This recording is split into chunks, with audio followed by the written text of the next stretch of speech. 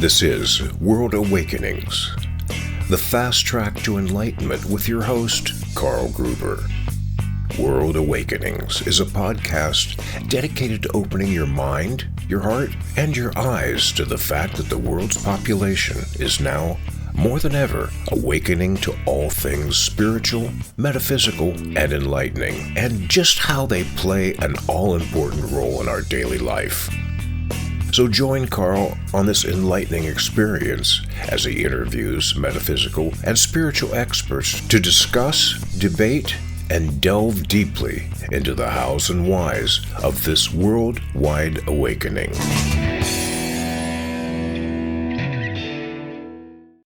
The law of attraction states that everything is energy and that like attracts like. True spirituality states that the only true reality is that of oneness, unity, and unconditional love and forgiveness. Together, these two are attached at the hip and perform a beautiful symbiotic dance together. Hi, I'm Carl Gruber, author of the brand new book, True Spirituality and the Law of Attraction, a beautiful symbiotic relationship. This is a book that will show you how to build a rock-solid personal foundation based on unchanging, eternal, universal truth that shows you how to become a consistent co-creator with the universe to create the life you love to live and live to love. Get your copy today of my new book, True Spirituality and the Law of Attraction, a beautiful symbiotic relationship, and learn how to manifest the life you truly desire to be living. Now available as an ebook or paperback on Amazon.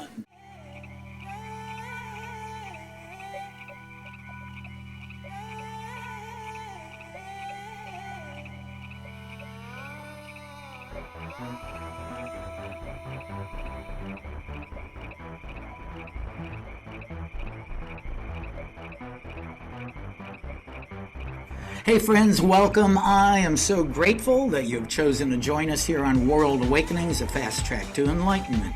Now, since 2018, this show has spoken one-on-one with some of the world's top teachers, experts, masters, and yes, even some ascended masters as we take a deep dive into all things spiritual, metaphysical, and enlightening. In this show, episode number 168 will be no different as we have yet another wonderful guest for you to meet.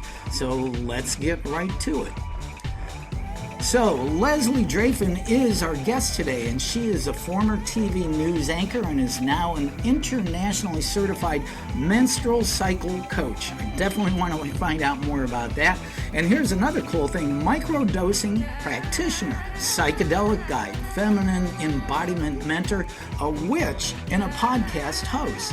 Her goal is to help you embrace your body, honor your menstrual cycle, and understand how psychedelics can help you step into your most authentic life. And wow, a lot of cool stuff. Leslie, welcome to World Awakenings. Thanks so much for having me, Carl. I'm so excited to be here. Yeah, when I found out all the things that you do and practice and are interested in, I said, we got to get Leslie on here. So, but I got to say right away that that's quite a career change, going from being a TV news anchor to now being a woman's transformational coach. How the heck did that happen?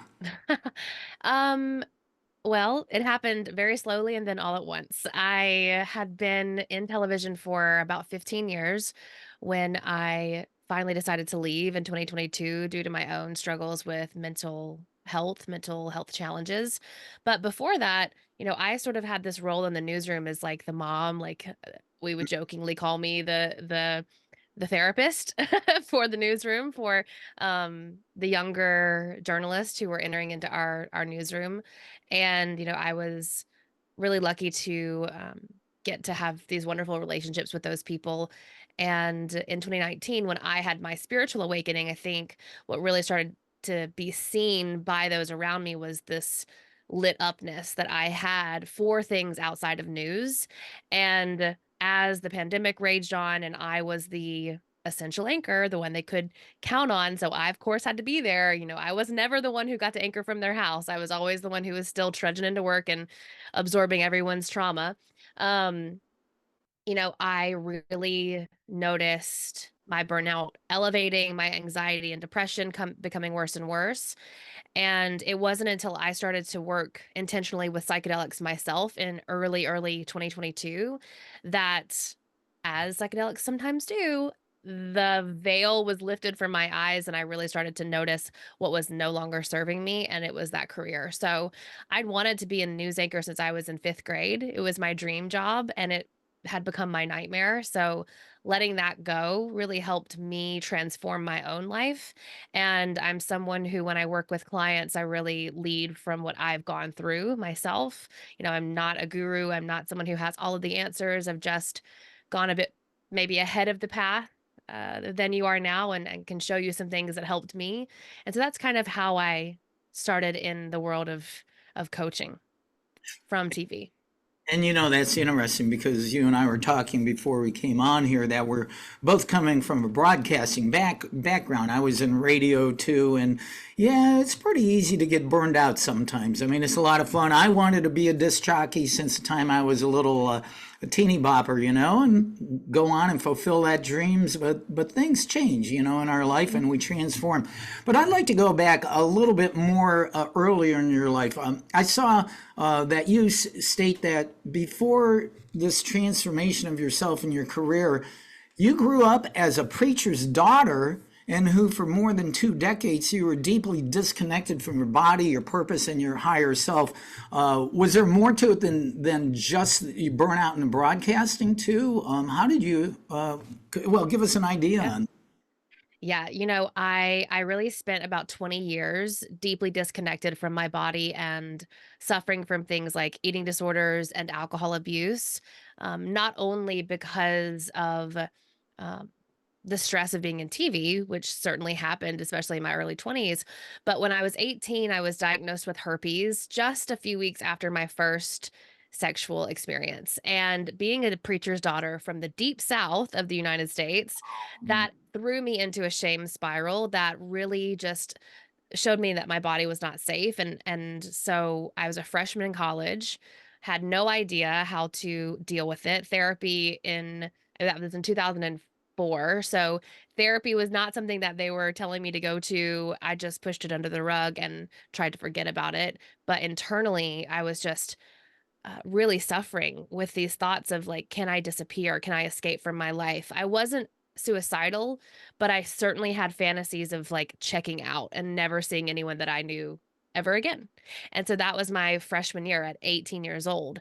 That really was like a hard like schism between myself and my family, myself and my childhood. It was definitely the thing that I go back to in lots of my subconscious work and my trauma work.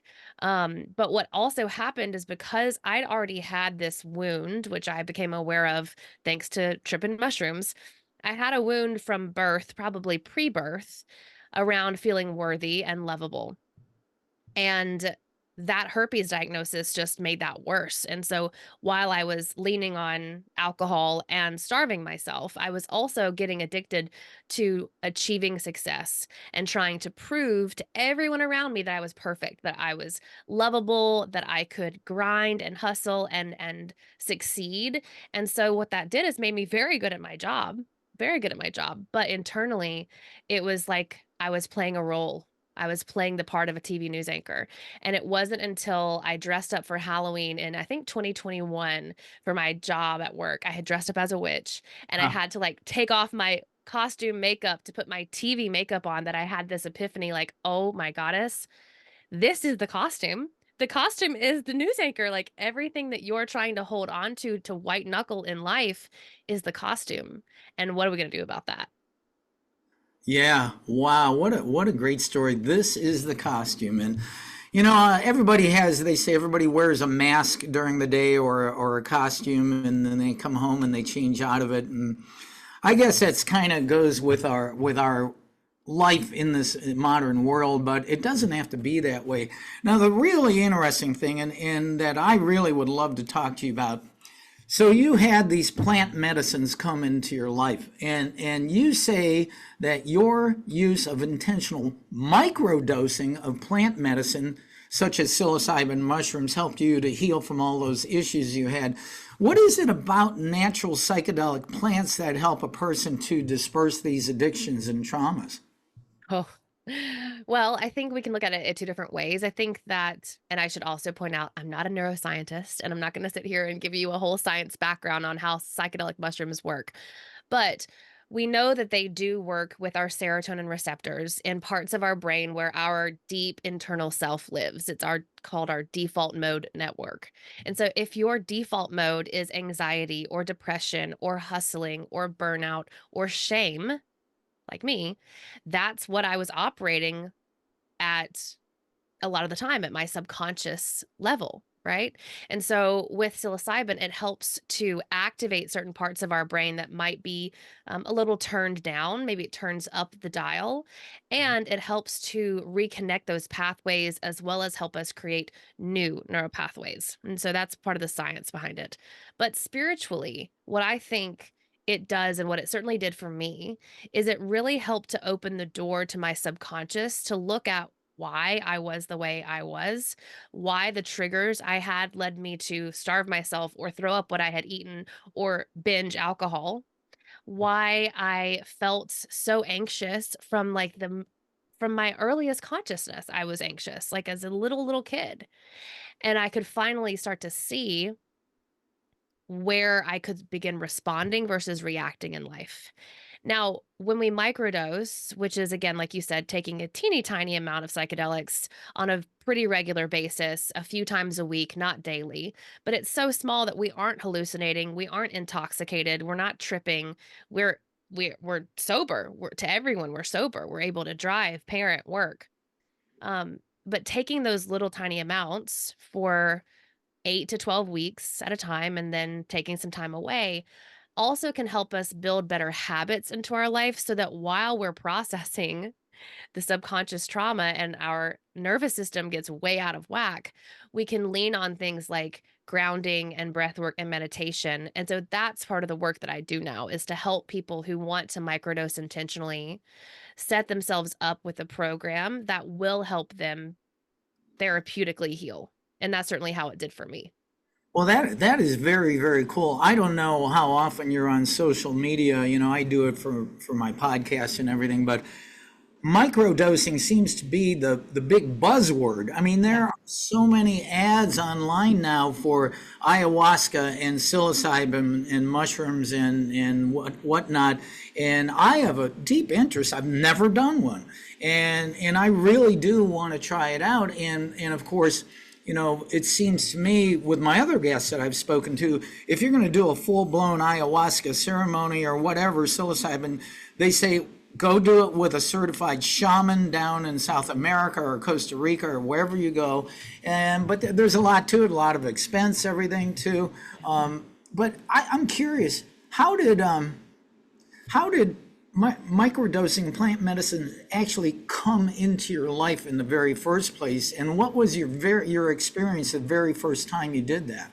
Well, I heard about it on a podcast. Ah, So if you're listening to this podcast, maybe this is your first time hearing about it. I heard about it on a podcast and I immediately reached out to the woman who was speaking because she was talking about how it helped to heal sexual trauma. And because at that point I was really struggling with low libido, low desire because of that sexual shame I'd had since I was 18, I first had her on my podcast. And the second we hung up the call, I'm like, I have got to hire you. So I worked with a certified coach who had been working with plant medicine for years as my starter because I didn't do any psychedelics until I was in my 30s. I was a child of the DARE program. Like I won a DARE decorating t-shirt contest in 3rd grade, like say no to drugs. Look at me now. Um and so I did not want to do this on my own. While I'm great at DIY, I did not want to DIY my psychedelic experience. So I set up consultations with her and she guided me through the process of safe sourcing, how to dose, how often to dose. And in the beginning, when you're microdosing, you really don't feel that much. If you're someone who already has a meditation or a mindfulness or an embodiment practice, maybe you already do some breath work or grounding and you're more in touch with your body, you might feel it the second you ingest that medicine. Maybe you'll feel calmer, more focused, more present. But for me, it took a few weeks to dial in the dose. And it's important to also know, like, at this point, I was still news anchor. I was still a news anchor. I was at the peak of my burnout. I was still drinking alcohol, although I had been experimenting with sobriety on and off. And so it did take a couple of weeks for me to really get that dose correct. But once I did, I found that my meditations were easier to drop into. I naturally wanted to take more time. I didn't feel like when I would go through my morning spiritual practices, I was always thinking about what I had to do later that day. I felt just this ability to feel safer in my body. And over time, I certainly played around with different doses. Microdoses are usually between 50 milligrams and up to even 300 or 400 milligrams, whereas a full dose that will make you trip and journey off into the consciousness is usually 2 to 5 to 7 grams. Um, while I played with those different smaller doses, sometimes I would feel a little bit more, um, a little bit not high, but a little more tuned in, a little bit more incapacitated or intoxicated. And that's sort of the par for the course when we're playing with microdosing, when we're working with this medicine, is figuring out what the dose looks like for you. But being held in the container of that coaching program and having that be how I started working with these psychedelics, hands down, has everything to do with the fact that I found them so therapeutic. Because if I had been doing this myself, it would have taken a lot longer. I probably would have had much more um, resistance. Because let's be honest, like, it was not fun. Like, a lot of crap came up for me. Um, I let go of a 15-year career while I was in that program, right? I had been microdosing for 4 or 5 months at that point when I decided I had to leave. My mental health had gotten so bad. If I hadn't been with her, I don't think that it would have turned out as good as it did. And I certainly don't think I'd be here where I am now, where I'm now incorporating it into my own work with people. Let me ask you this, just let's use me as an example. So, Yeah. a longtime spiritual student, I'm not the greatest meditator in the world. For me, and I know my listeners and viewers have heard me say this many times, I'm a runner for a long time. I run outside 5, 6 days a week. And running, since I never wear earbuds when I run, is actually my meditative time of day. Now, if I did a microdose of whatever plant medicine I choose, it would be okay just to sit here and do it. And I wouldn't, because it's so small, I don't need a shaman or a coach to guide me through it. I think it would probably be smart for anyone listening and including yourself to at least do a consultation with someone who is certified to help you look at your background. Let's make sure that you aren't on any medications or have any contraindications. And we can talk about that too if you want me to go into details. Because this is a very safe practice. And yet there are some folks who it might not be that safe for at the moment. But no, you would be able to go on your run. You could um, do interviews for your podcast. I used to anchor the news. So yeah, it's very much one of those things where it is meant to work into your daily life so that you can take control of your own healing. As important as I think that plant medicine ceremonies are, I've actually never sat in a full dose ceremony with a shaman. I have held ceremony for myself in full dose journeys, Hmm. and I have not journeyed with ayahuasca. Mushrooms are my medicine of choice at this moment. Will I eventually? Probably. And if I feel called to do that, I'm sure I would sit with someone who has been in the lineage for a really long time. But at a microdose, you're right. Like, you will, once you figure out what's the right dose for you and you have your practices in place, be able to do it whenever you feel called, whether it's before a run or not. And I do love that you brought up that meditation, you're not like, it's not that easy for you. It was not easy for me either. And meditating with microdoses suddenly like turned on my brain's that Yeah, part of it that's like, oh, this is how you do it. I Yeah. would really look forward to that. This is just really pretty much off the subject, but performing, doing daily things while you're doing a psychedelic. One of the classic story, I don't know if you've ever heard the baseball story where Ferguson Jenkins for the Texas Rangers back in the 70s threw a no-hitter while doing LSD. Doesn't And surprise me. talk about focus, and that's still talked about to this day, but I wouldn't necessarily recommend that. Now, one thing I'm curious, and I'm sure you're aware of this, I'm sure there's plenty of people who simply hear the word psychedelics and are immediately put off by it. How do you overcome that with someone you're coaching? Well, first of all, I don't feel like I'm here to convince people that this medicine is for them. That's the last thing I want to do is to tell someone that they should be using psychedelics. I really feel I'm here to help you understand that this is an avenue that you could go down if you've already tried other things. I'd been in therapy, I'd been prescribed pharmaceutical medications. I did not want to go back on anxiety or depression meds when I was battling my issues in 2022, which is why I went the holistic route. But I myself had to do a ton of work because of my own internal biases, right? Like I was post Reagan era. My parents were so deeply entrenched in the church. Like drugs were bad. They were going to make you like go to hell. So I certainly had to do my own internal work to figure out, what were the beliefs that I had about these medicines because I see them as sacred medicine. And did those beliefs serve me? Where had they come from? So if you're listening and you're thinking, okay, psychedelics are just bad and they're wrong, maybe that's your story. Maybe that isn't for you.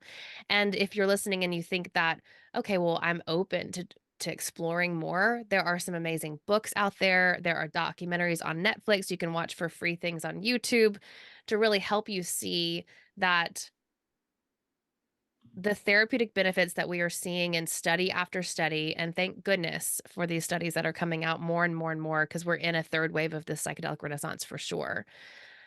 They're really proving that the things we've thought and the media has spread, as a person who was in the media, I know, like the media spread this really sick little lie about what these were and what they weren't. And for me, what the pandemic did is showed me that we don't have a loving government. And I'm paraphrasing Terrence McKenna, who is a psychonaut who's no longer with us, but he basically said that psychedelics are not illegal because a loving government worries you'll fall off a fifth-story building when you're high. They're worried that you'll become ungovernable because you will understand your soul's purpose and that you are here from love, and that we don't need to be having these wars or this violence or this oppression. And that's for me, I think what really changed my mind around what I had been told and what I now believe is looking at that with a really curious journalistic mindset about what's true and what's not true and what is true for me. Wow, that was really well said. I really appreciate the way you explained that. Now, I grew up in the hippie era, and of course, back then it was, the leaders in that revolution were Timothy Leary and Ram Dass. Yeah. And they were actually on the path that so many plant medicine practitioners are now. They knew it expanded your consciousness and got rid of the veil of the ego and that type of thing. But again, all the surrounding crap, government or whatever, they distorted the message and all that.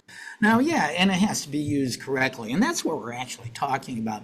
One thing that I find really interesting doing my research on you, you say that traditional talk therapy is keeping many people stuck. Why is that? Oh, I think well, first, let me just say talk therapy has its place. And I think it's really important for people who have done no work at all.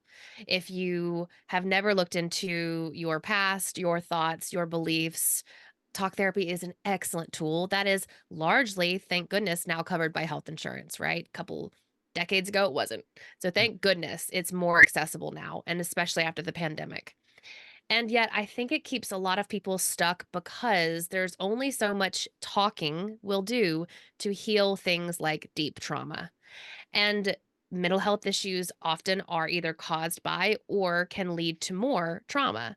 So for myself, I would sit in these therapy sessions and have my therapist say things like, wow, it's just like I'm talking to a peer. talking to you. Like, you're so good at talking about your trauma. Well, yes, I get paid a lot of money to talk. Like, I was so good at talking about the things that were happening and intellectualizing what had happened in my past. And I could put those things together. And this is before psychedelics. And Mhm. yet I could never figure out why I still felt so bad, you know, and like why every time I would leave their office, I'd feel worse Yeah. sometimes. And sure, I would sometimes leave having had that cathartic release from crying, but it wasn't until I started to really study somatic trauma therapy and the way that the body holds on to the trauma within our own tissue that I started to understand that no amount of talking about this is going to be enough for a lot of people to move forward in their everyday life. And so that's what I mean when I say that talk therapy can keep you stuck. I think it's an excellent tool, and it's certainly one I have relied on. And I think that it's essential for a lot of people. And I think that there's a lot more that can be done to help with healing. Yeah, and I think talk therapy, if you keep hearing the same thing over and over and over, and believe me, I'll use this example. I read for decades all the spiritual books, self-help books, and I kind of am at the point I just can't read anymore. It's time for me to practice it Yeah. and teach it. And, and it's almost like water off a duck. And although there's great stuff out there, I mean, I really appreciate so many beautiful books out there. One last thing about microdosing as opposed to a full-blown plant ceremony. I mean, the basic difference is if you go into where they give you a full dose, I mean, it's a true, what, classic word, a trip, and it can be good or bad if you're not being guided properly, right? Yeah, absolutely. So the big differences are how much you're ingesting. And like you said, when you're ingesting 2 grams, 5 grams, 7 grams of a psychedelic, and I'm going to talk about mushrooms specifically, but there are different doses for other types of psychedelic medicines. Yeah, you need to set aside 4 to 6 to 8, 12 hours if you're going to go with LSD. It's a long time. It's a long time of being in an expanded state of consciousness. And so you want someone there that's going to hold you, be it either a shaman or at least a trip sitter who's been hopefully trauma trained. Um, and and I love that you mentioned like it could go good or it could go bad. I've certainly started to shift the way that I look at bad trips. Um, but to mitigate the risk of a bad trip, do exactly what we just talked about, having somebody there with you, going to therapy beforehand, excellent way to reduce yourself from having a bad trip. And looking at just prepping correctly, right? Like having the right mindset, having the right setting. Don't go eat a bunch of mushrooms off some dude you met at a festival and think you're not going to have potentially a scary trip, right? Like set and setting are really important. Um, and also being open to just surrender, right? Most people I talk to who have had bad trips because either they were, like I said, doing it in a place that wasn't really that conducive to their experience and it was just got a little weird, got a little scary, or, and this happens a lot of times with my clients, they're holding on so tight, this happened to me, to the expectation of what they want. So I had a really challenging trip the second time I ever sat with a full dose of mushrooms. And I had had such a wonderful experience the first time. And when I went to eat those 3 to 5 grams the second time, it didn't go that well. I just was holding on so tightly to having this like experience I thought I was going to have. I couldn't surrender. I couldn't let go. There was like a sound that my husband was making in the house that I was so irritated over. And what the message of that whole challenging thing was, and I saw weird things and like dark things, was that I had to just stop trying to control everything. And so there's a message, even in challenging and bad trips, um, that part of what I do with my work um, is to help people look at those messages and make sense of what that was maybe supposed to be showing them. Yeah, very, very interesting. It seems to me too, traditionally in American Indian culture, psilocybin mushrooms are part of their culture and their ceremonial culture. Maybe not so much for Native Americans here in the United States. Certainly in Central and South America, the indigenous people here in the U.S., most of the Native Americans are Oh, peyote. Yeah, exactly. peyote. But yeah, for sure. So indigenous cultures all across the globe have history with psychedelics. And as I look back, I'm adopted. So as I've looked into my own lineage and what I can find out about it, I'm very interested in learning more about, the Irish culture, the Scots Irish culture, and even their psychedelic mushrooms. Oh, wow. I had no idea. Yeah, Yeah. that's pretty cool. So we are going to shift gears here big time. You are a certified menstrual cycle coach. And of course, as a man, I'm pretty ignorant about the goings on with women's menstrual cycle. Can you tell us how it is you came to be a coach for this, and why do you feel it's important? Right. So I had my spiritual awakening in 2019 in January. I remember it very vividly. And all the year remaining of 2019, as I would get more into meditation and breath work and embodiment, this is pre-pandemic, so we didn't even know what was going to happen. I started to feel as I was really getting into a more goddess-based approach to spirituality that I was stifling my own divine feminine because I was on hormonal birth control and I had been on it for 16 years, Hmm. never taking a break.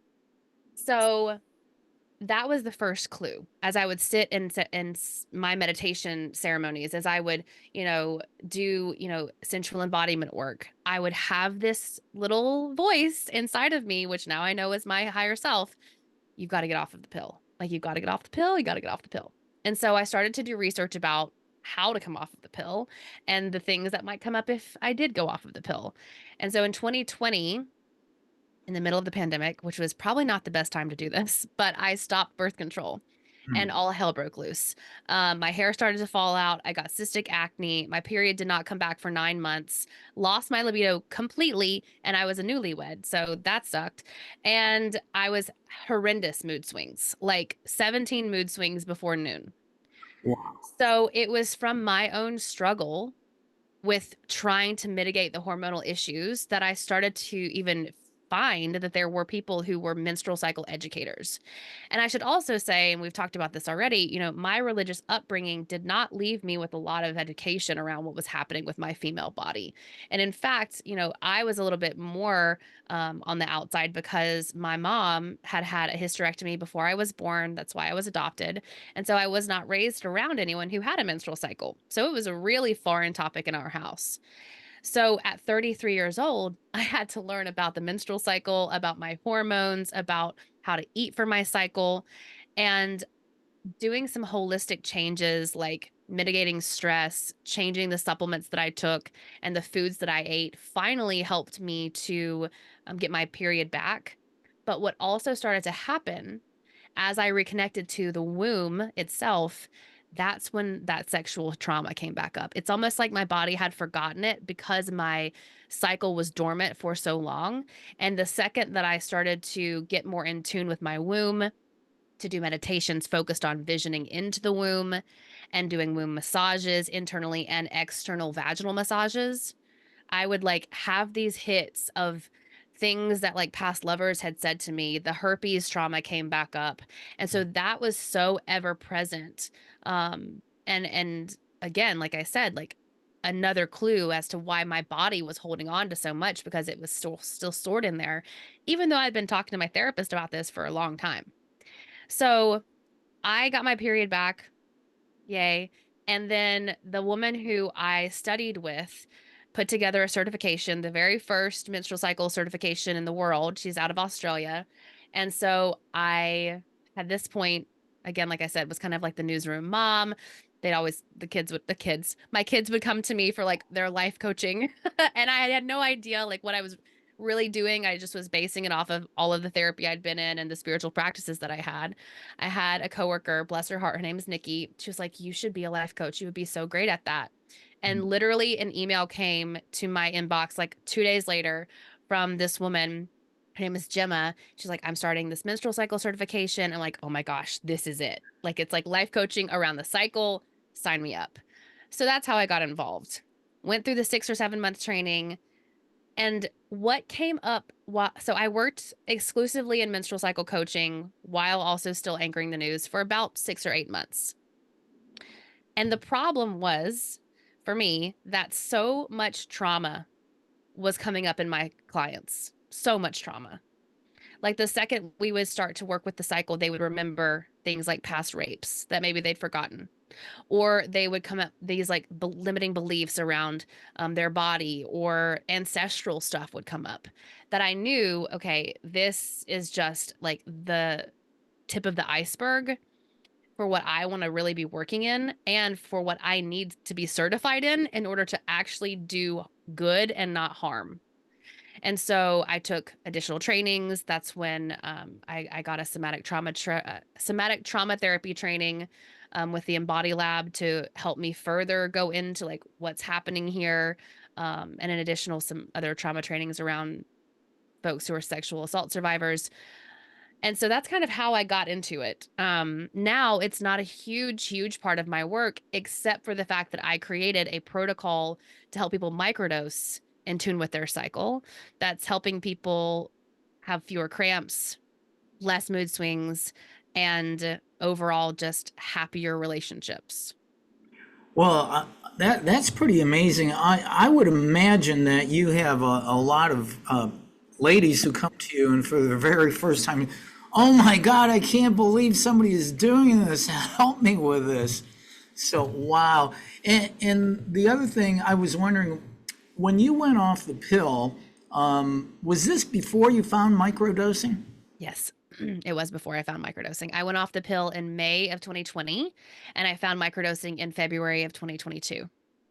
Okay, interesting. So I know that your assertion is that microdosing plant medicines can help heal a person's trauma, but the other thing I'm interested in, you also say that microdosing can help heal and ignite your sex life. Now, is that true for both men and women? Oh, I would think so. Yeah. So I think the reason I say that, and I can only speak for women because that's the experience that I have in my body, but I would imagine it would also help those who are in male bodies. The way that microdosing helps is by helping us become present. So many people that I work with, when it comes time to get busy, their mind is busy, their body can't get busy, right? Like you're in the mood, but your mind's thinking about the grocery list. You're trying to get it on, and your mind has moved on to every little thing that you should have done earlier that day. And so when we're microdosing, we start to, like I said, formulate these other habits that can help us really get comfortable in the present moment. And so when we go to have sex, we're more present. Now, you can also layer sensual practices like self-pleasure or partnered pleasure while microdosing, and one, become more present with yourself if you're a solo practitioner, or become more present with your loved one, Mhm. which is how I have really noticed it to improve my sex life and my relationship, um, and for my clients as well. But I think the other thing that microdosing does is it helps you create self-intimacy. You really start to know yourself. And so okay, this is why I'm having a problem tuning into this. This maybe is what I want, and I can't really feel comfortable asking for it. Why can't I say I want you to do this versus this? And so it allows us to really start the conversation within ourselves.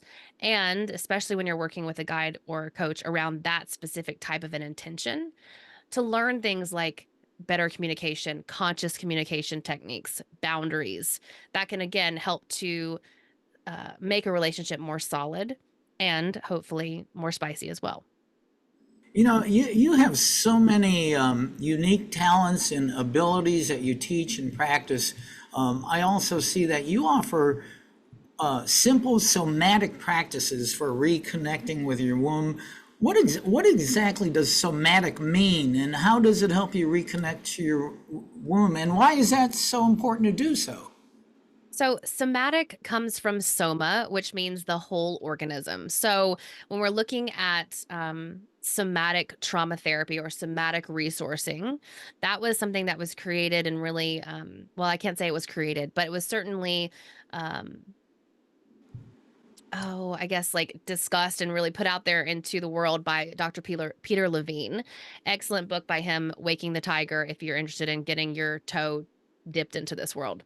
And basically it has to do with, we could look at it, mind, body, soul, spirit, the whole organism, the whole self.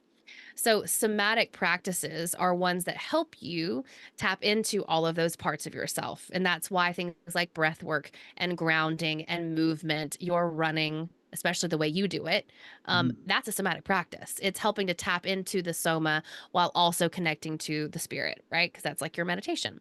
So the womb specifically, and the somatic practices that I do with the womb, um, usually work look like womb massage. So just like rubbing the belly in certain ways, creating a ritual around it with massage oil, with candlelight, um, and talking with people about how the womb is really the seat and source of our creative fire, our creative life force energy. And unfortunately the womb, because of the nature of the way the organ is, it's a empty vessel unless you're carrying a baby in there. It's a pelvic bowl. It's like an energetic junk drawer that we just want to stuff all our crap in. It holds on to somatically in that fascia a lot of stuff, right? A lot of past trauma, a lot of body image issues, scarcity, any little nasty thing that your self-limiting belief is, it is very often held in the womb, in the pelvis, in the hips. So what I'll do is help people through movement, through breath. I'm not a hands-on practitioner, so I'll teach them how to give themselves massages to help with that. But through very intentional touch and intentional movement and breath, helping them access that space, light that space up so that they can start to work through what comes up. Since we have a little time, I'll just share, and it's a little TMI, but that's the way I am. A story of how I knew this worked. Is that okay? Okay. So this was before I found microdosing. I was exploring what's known as cervical de-armoring. And so this is using either a glass wand or a crystal wand, a pleasure tool. Sometimes they look like a dildo, but mine just looks like an actual wand, to give myself an internal trigger point massage in the vaginal canal. And so what that was is looking at the vagina like it is a clock and massaging at 12, 3, 6, and 9 with breath and with a bit of sound. So a sigh at the end. And that's a somatic practice. Again, like I said, that's known as cervical de-armoring. As I am about 2 to 3 inches inside my vaginal canal on the upper right quadrant, I feel a pinch and I hear the voice of this super narcissistic dude that I had dated after I got divorced in my 20s call me the name he had called me when we were breaking up and like talk bad about my body. And I was like, oh my God, I have not thought of that dude in so long, but he's there. Like that is like, why would I have thought about that? Why would I have had that physical reaction, that pinch, and hear his voice while I'm in there doing that trigger point massage in that area? I was like, okay, this solidifies that I That know it works. that was stored in your womb? Yeah. Gosh. Yeah. Wow. And so I continued to work, and I did a cord cutting on him afterwards. And I had done cord cuttings on him before, but it was like, it made so much sense to me at that exact moment that these things are linked. Mhm. And so I've had countless clients had similar experiences. And when I have run group microdosing programs around the womb, um, some of those clients are also, like I said, ones that will remember past sexual traumas that they completely forgot Wow, this is. because of that work. Yeah. Did I read also? You said that men can reconnect to the womb, Yeah. and how is that? How does that work? So if you don't have a physical womb, be it that you're born in a male body or if you're born in a female body, but you've had your womb removed for whatever reason, because let's be honest, hysterectomies are the most done surgery on women worldwide. you can still connect with the energy of that space. And so you could do a visualization meditation where you think of a glowing red light in your sacral chakra area, connecting to that region. As someone in a male body could look like going back and doing some rebirthing breath work, or really visioning your own connection to your inner fire and your inner creativity. Since we all came from a womb, I believe we all have womb trauma because our mother and our grandmother, we were inside our grandmother when our mother was inside her womb, because that's how eggs are formed. So generational and ancestral trauma gets passed down while we are in utero. And so if you're someone who is not a womb holder, if you don't have a womb, but you feel like you've got wounds that might have been passed down from your matrilineal line, or just these things that you can't explain, right? For me, it was, why do I feel like the bottom's going to fall out from under me constantly? And yet in my conscious life, I've never been that unsafe. Well, it was because when I did my meditation with microdosing and a full dose journey, I saw myself back in the womb. I saw the trauma my birth mother was under. I saw the cortisol levels that were so heightened, and that stress that was put on me as a little embryo inside of her. And it made perfect sense that that wound had implanted in my conscious life now, because it was living in my subconscious from the womb. Wow, that is incredible. But to me, everything I study, and it makes complete sense. We carry ancestral wounds and traumas with us that we don't even realize. That's why we need to go back and clear our Akashic records, right? So Yeah. that's another show. And as I mentioned, you have so many different unique practices and talents. I also saw that you offer something called a 9-minute practice to improve one's mindfulness. How does that work? So it is something that I recently created because I've been microdosing LSD this summer, which I don't talk a lot about yet because I'm still in my explorer phase. Right. But I had this download a few months ago. Actually, it had been a few weeks ago at this point, where I realized that people with anxiety like myself, and people who can't meditate very well, still needed to figure out a way to become more mindful. And so the 9-minute practice, which I call the shift practice, helps you seek out sensations within yourself, honor what comes up, spend some time in breath work, inhale, exhale, that's the I, flow through movement, and then take stock to see if it has shifted you. So it looks like in practice, 2 minutes of journaling, and it's not a lot of time. It's literally just enough time to do a body scan to seek those sensations and kind of bullet journal out what's coming up, what's in your brain dump it out. A 3-minute breath work, in and out through the nose, however you feel you want to move that breath through you. And then a 4-minute dance or movement of some sort. I have a playlist I can send you to put in the show notes if you want, that I have perfectly curated on Spotify. So 2 minutes of journaling, 3 minutes of breath work, and 4 minutes of movement. What I have found is that after that 9 minutes, I'm more grounded.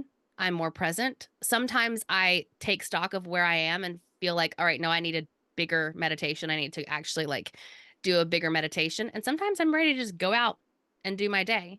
And Mhm. so I wanted something that folks who are microdosing with me could commit to every single day of the practice, whether they're ingesting medicine or not. So this is a perfect little 9-minute practice that you can easily do and fit into your day.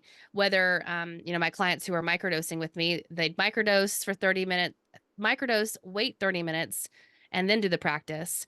But it's something that folks can do wherever. And I'm teaching a free masterclass about it too in August. If you want to put more information out about that as well, August, I believe 19th is the date. But it's all about microdosing mindfulness, somatic practices like this and more. And I was going to ask about that. I know you do workshops. I figured you had a workshop on that. And when we're finished here, we'll get your website address and everything. One last thing about going back to the positive effects of psychedelic plant medicines. From my past guests and my reading and studying, I guess doing plant medicine strips away the layers of the ego, and that's where the clarity. What about the spiritual aspect? Is plant medicine, is it help you rise and ascend to your higher source, to your higher self? Yeah, I certainly think so. I think for me, what it has done is it has helped me see that I am divine within.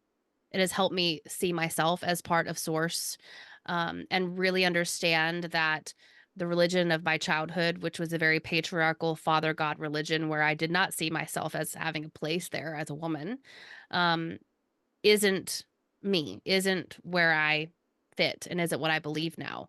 But the other thing about plant medicine and mushrooms specifically, as far as how they can connect us with the divine, I really see these mushrooms as a sentient being, like also sent from God, goddess, to help us become our very best selves by stripping away, like you said, parts of our ego, but really helping us to unlock parts of our subconscious that are keeping us stuck, that are keeping us hurting, and keeping us from connecting in love.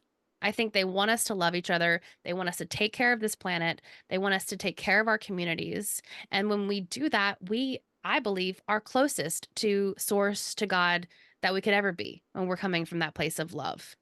I've certainly had some really like far out experiences with like deity beings while microdosing and while full dose journeying.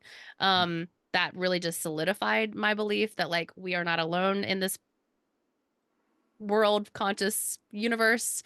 Yeah. Um, but that's, I guess, for me, where the spiritual side comes through. And it's also, like I said before, it's made me a more present person. And when I'm present, I have more time to give to my spiritual practices, which in turn helps me feel more connected to the divine. When I was in my anxiety and in my head and in that hustle culture, I really felt like I didn't have enough time, or it was like a waste of time to spend time doing the things that make me feel really connected to source. Mhm. And microdosing really showed me that there's nothing better than just being right here, right now. This is what you're meant to be doing. I think one thing, as a spiritual student and seeker, I think at some point we realize that everything, not just human beings, but everything on earth has life essence in it. Yeah. And if we honor and respect it, and if you ever read any books like Don Miguel Ruiz or even his son Don Jose Ruiz, who are shamans, and they talk about, if you have respect for these and honor the plants for them, they will speak to you and help to you. I had a guest on who is a shaman a few weeks ago, Manish Ebar, and he was talking. He's done the full blown ceremonies, and a lot of people don't realize that tobacco used in ceremonial situations, instead of buying it at the local UDF and smoking a pack and killing yourself, when it's used properly, is a ceremonial plant medicine. And he had talked to some of the shamans, and he said, well, how did your people originally know that these plants would be beneficial? And they said, well, tobacco told us. Tobacco told them, and it's just so amazing when you honor these plants and their life essence and allow them to organically come into your life. And I think you're a beautiful example of that. So we're going to wind up here in just a little bit. We are talking to Leslie Draffin, an amazing lady. Your bio, I've got to ask about this. Your bio states that you are a witch. How did that come about, and why did you choose to become one? Like I said, when I was beginning my spiritual journey, focusing on the goddess, and more earth-based practices really drew me in. I loved a good ritual.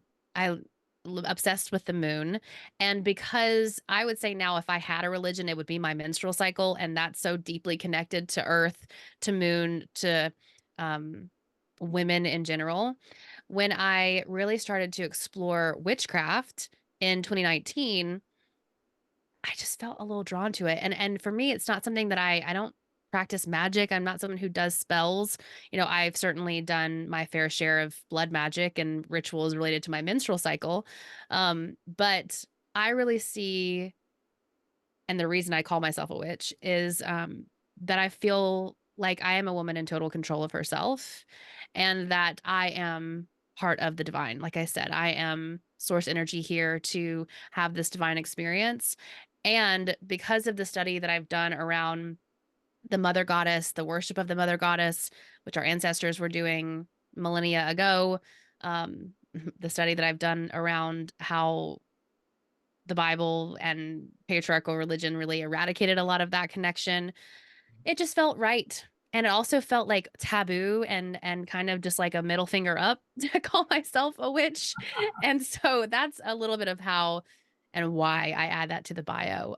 But for me, what it really looks like is being like uh, a vessel for my own just experience, right? To have as much ritual as I possibly can in every moment of life, to connect really deeply with my female body, which I was at war with for so long, right? Mm.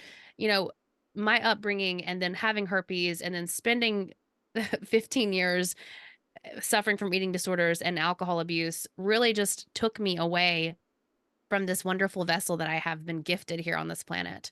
And so reconnecting with earth and with the moon and with my menstrual cycle and with practices that people want to call witchcraft, that has made me figure out who I am. And I call on like part of what I do as far as my spiritual practice is I call on the mother, I call on Maiden Mother Crone. I have a tattoo of her here. Like that for me is very much part of my central belief system. And yeah, which was in the the bio because it's a shocker. and it's, I think for me, important because of how many people out there who are not able to speak about their truth and who have been oppressed and who have been killed and who have been hurt because of their beliefs. And I'm privileged enough to be here speaking to you on a podcast like this and to live the life that I live now and get to talk about what I talk about. So why would I not, claim those beliefs? Yeah, and I think it's beautiful that we live in this time with this technology, because everything we've been talking about here, had it been 250 years ago, we would have been burned at the stake. Absolutely. I think 100%. the hardest part, though, is when people hear you're a witch. The general concept is dark concept. You Yeah. know, negative. Oh my God, it's all the devil. But I don't know enough about that to understand. But I appreciate your exploration. So, well, we're going to wind up here. Last couple things I'd like to find out. Tell us about, you have a podcast, and you have these workshops. And what's the best way to connect to you? Yeah, for sure. So I have a podcast called The Light Within, which is on all of the major podcasting platforms. You can also find me on Instagram at Leslie Draffin. And like we were talking about, if you are listening to this and you feel like you really want to explore ways that microdosing can help you become more mindful, I do have a free training. It's on August 19th. I'll also hold it a couple times in September, where I'm going to really share again how intentional microdosing can help you find ways to make microdosing more ways that can make meditation and mindfulness more applicable for your everyday life. Will obviously get you clear on your goals, help you understand how to be set up for success when it comes to this kind of medicine, this fungi medicine. And I'll give you a link to put in the show notes if you like, and email folks that PDF that walks you through the shift method, as well as that 9-minute playlist from Spotify, so that they can start the shift method as soon as they want. And again, I just really want to thank you for having me on the show and allowing me to speak about this. And if you guys have any questions, you can reach out on Instagram or just email me hello@lesliedraffin.com. I am always happy to connect. Sounds fantastic. And of course, I will put all those links in the show notes. And Leslie, what an amazing conversation. You are amazing. And thank you for doing everything you do for the world. Thank you. Thank you.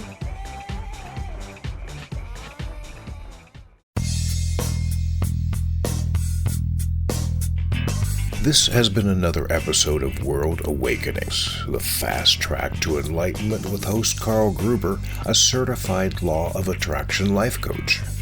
We welcome you to tune in to each and every episode of World Awakenings as we open your mind, your heart, and your eyes to the fact that the world's population is now, more than ever, awakening to the truth of all things spiritual, metaphysical, and enlightening, and just how much they play an all-important role in our moment-to-moment daily life. Much love and light to you, my friend, and thank you for tuning into World Awakenings.